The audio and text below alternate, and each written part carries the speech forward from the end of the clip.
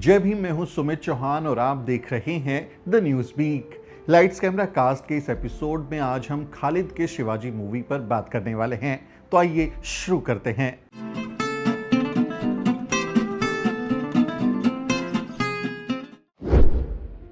Film की कहानी क्या है? खालिद के शिवाजी ये सिर्फ एक बच्चे की कहानी नहीं है, बल्कि उस भारत की कहानी है जहां इतिहास की किताबों में पढ़ाए गए शिवाजी और आज राजनीति में इस्तेमाल होने वाले शिवाजी दोनों अलग अलग दिखाई देने लगते हैं। फिल्म की कहानी महाराष्ट्र के एक छोटे से कस्बे से शुरू होती है, जहां लोगों के पास पीने का पानी नहीं है, सड़कें टूटी हुई हैं, लेकिन गांव का सरपंच मंदिर बनाने की राजनीति कर रहा है। दिलचस्प बात यह है कि गांव के हिंदू और मुसलमान दोनों ही कहते हैं कि पहले पानी और सड़क बना दो। यहीं से फिल्म आपको बड़ा संदेश देना शुरू कर देती है। आम लोग अक्सर नेताओं से ज्यादा समझदार होते हैं। अब कहानी आती है 11 साल के एक बच्चे खालिद की। खालिद एक मुस्लिम बच्चा है। स्कूल में उसे छत्रपति शिवाजी महाराज की कहानियां बहुत पसंद आती हैं।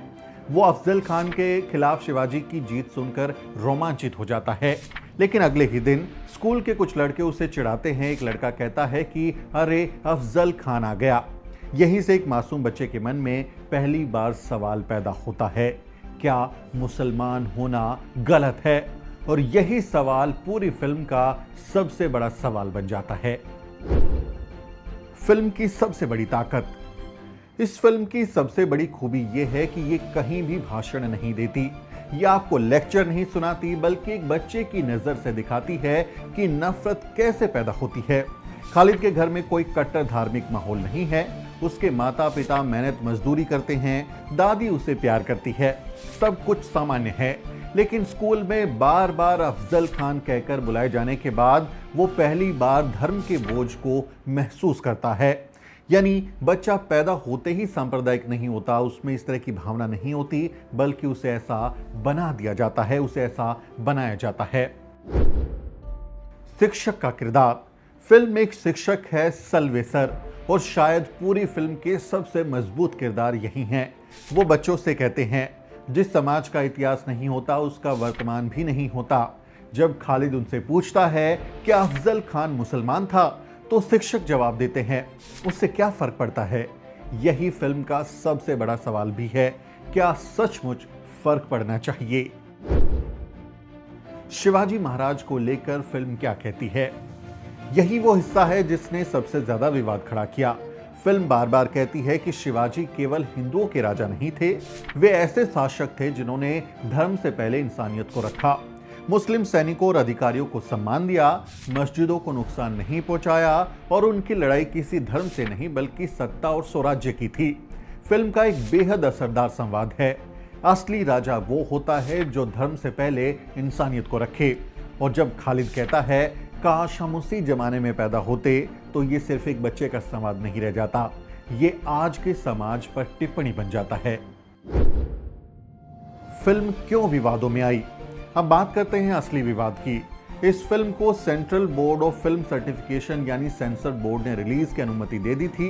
महाराष्ट्र सरकार ने इसे कांस फिल्म फेस्टिवल में ऑफिशियल एंट्री के तौर पर भी भेजा था, और यह फिल्म 8 अगस्त को सिनेमाघरों में रिलीज होने वाली थी।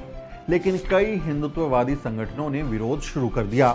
उनका आरोप था कि फिल्म शिवाजी महाराज की छवि को गलत तरीके से पेश कर रही है।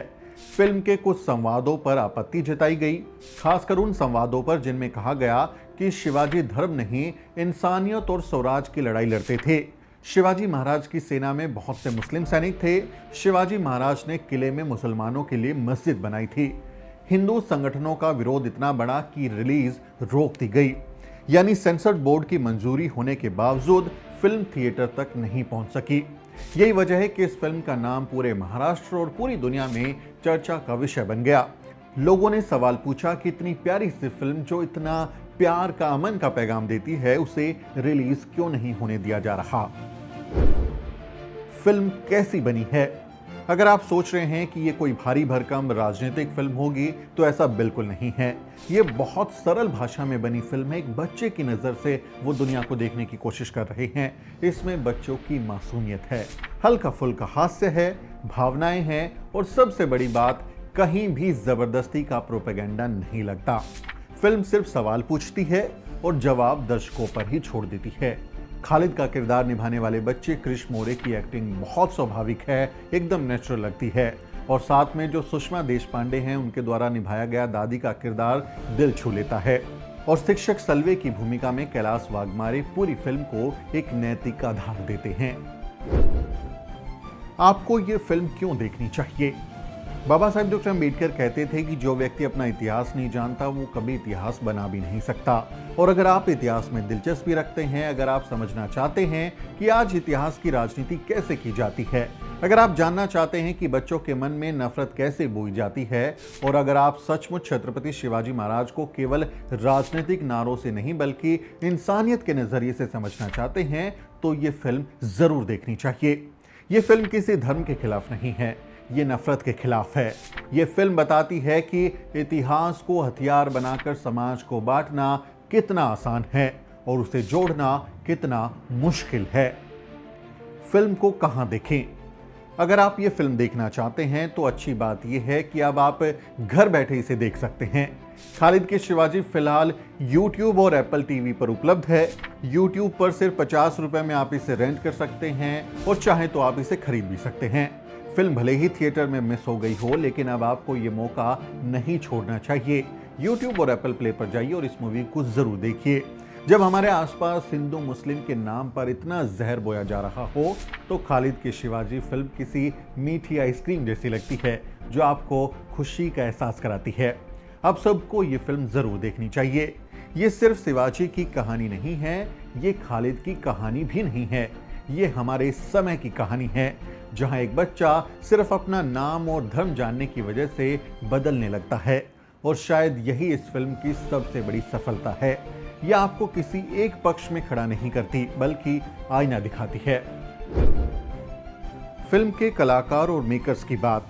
अब जरा इस फिल्म को बनाने वाले लोगों की भी बात कर लेते हैं। सबसे पहले बात करते हैं निर्देशक राज प्रीतम मोरे की। उन्होंने एक बेहद संवेदनशील और विवादित विषय को बिना किसी शोर शराबे और बिना किसी अति नाटकीयता के बड़े संतुलित तरीके से पर्दे पर उतारा है। पूरी फिल्म किसी राजनीतिक भाषण की तरह नहीं लगती, बल्कि एक मासूम बच्चे की नज़र से समाज में बढ़ते धार्मिक ध्रुवीकरण को दिखाती है। यही राज प्रीतम मोरे की सबसे बड़ी सफलता है कि वे दर्शकों को उपदेश नहीं देते, बल्कि सोचने पर मजबूर कर देते हैं। इस फिल्म के निर्माता माइकल थैवर और सुषमा गणवीर भी बधाई के पात्र हैं। आज के माहौल में ऐसी फिल्म बनाना और उसके साथ खड़े रहना आसान नहीं है। अब भारत में आप जानते हैं किस तरह का भी माहौल है, तो ऐसे वक्त में इस तरह का जोखिम उठाना सबके बस की बात नहीं है। जब कई निर्माता विवादों से बचने के लिए ऐसे विषयों से दूरी बना लेते हैं, तब इस तरह की फिल्म को प्रोड्यूस करना अपने आप में एक साहसिक फैसला है। फिल्म को रिलीज से पहले भारी विरोध का सामना करना पड़ा, लेकिन इसके बावजूद इसे दर्शकों तक पहुंचाने की कोशिश जारी रही है। माइकल जी और सुषमा जी अमेरिका के फिलाडेल्फिया में रहते हैं, और पिछले साल जब मैं अमेरिका की यात्रा पर गया था तो उस दौरान आप दोनों से मेरी मुलाकात हुई और आपने अपने घर में मुझे बहुत प्यार दिया। बहुत अच्छा लगा आप लोगों से मिलके। तो इस मूवी के रिव्यू को लिखते वक्त मुझे हमारी वो मुलाकात और कई अहम मसलों पर हुई बातचीत याद आ गई। अगर कलाकारों की बात करें तो क्रिश मोरे ने खालिद के किरदार में बेहद नेचुरल अभिनय किया है। उनके चेहरे के भाव, मासूमियत और उलझन इस कहानी को वास्तविक बना देती हैं। एक बच्चे के मन में धर्म और पहचान को लेकर उठने वाले सवालों को उन्होंने बड़ी सहजता से निभाया है। कैलाश वाघमारे ने सलवे सर के किरदार में शानदार अभिनय किया। उनका किरदार इस फिल्म की नैतिक धुरी है। एक ऐसे शिक्षक जो इतिहास के साथ साथ इंसानियत का भी पाठ पढ़ाते हैं, उनका शांत और प्रभावशाली अभिनय लंबे समय तक याद रहता है। वहीं सुषमा देशपांडे ने खालिद की दादी के किरदार में हमेशा की तरह बेहतरीन काम किया। उनके दृश्य फिल्म को भावनात्मक गहराई देते हैं और खालिद के साथ उनका रिश्ता कहानी की आत्मा बन जाता है। फिल्म के बाकी कलाकारों ने भी अपने अपने किरदारों को पूरी ईमानदारी से निभाया है। यही वजह है कि पूरी फिल्म कहीं भी बनावटी नहीं लगती, बोरिंग नहीं लगती। ऐसा महसूस होता है जैसे आप किसी फिल्म को नहीं, बल्कि महाराष्ट्र के किसी छोटे से कस्बे की असली जिंदगी को अपनी आंखों के सामने घटित होते हुए देख रहे हैं। अगर आपने खालिद के शिवाजी देखी है तो कमेंट करके बताइए कि आपको ये फिल्म कैसी लगी, और अगर अभी तक नहीं देखी है तो पहले फिल्म देखिए। एप्पल टीवी, यूट्यूब पर फिल्म अवेलेबल है, और फिर इस वीडियो पर वापस आइए और अपनी राय जरूर लिखिए। अगर आपको ऐसी फिल्मों, समाज और इतिहास से जुड़े विषयों पर तथ्य आधारित वीडियो पसंद हैं तो चैनल को सब्सक्राइब कीजिए और वीडियो को लाइक कीजिए। आप हमारी आर्थिक मदद भी जरूर करें। मैं हूं सुमित चौहान और इस वीडियो को बनाने में मेरी मदद कर रहे हैं मेरे सहयोगी मोहित। अगले वीडियो में मुलाकात होगी दोस्तों। जय भीम। साथियों, अगर आपको द न्यूज़ वीक का काम पसंद है और आप चाहते हैं कि हम यूं ही अम्बेडकरवादी पत्रकारिता करते रहें, तो हमारी आर्थिक मदद जरूर करें। आप अपनी स्क्रीन पर दिखाई दे रहे इस क्यूआर कोड को स्कैन करें और न्यूज़ वीक फाउंडेशन के खाते में अपनी दान की राशि भेजें। क्यूआर कोड के अलावा आप यूपीआई के जरिए भी मदद कर सकते हैं। आप हमारी यूपीआई आईडी newsweek@yes बैंक पर भी मदद भेज सकते हैं। इसके अलावा आप हमारे अकाउंट में भी मदद भेज सकते हैं। खाते का नाम है news week foundation, account number है 02358800000640। IFSC कोड है YesB000235। बैंक का नाम यस बैंक है और ब्रांच है नेहरू पैलेस, दिल्ली। आप डोनेशन के एवज में इनकम टैक्स में भी छूट पा सकते हैं। डोनेशन की रसीद पाने के लिए ट्रांजैक्शन का स्क्रीनशॉट हमें भेजें। टाइप करें डोनेशन स्पेस आपका नाम और हमें 8595794224 पर व्हाट्सएप करें।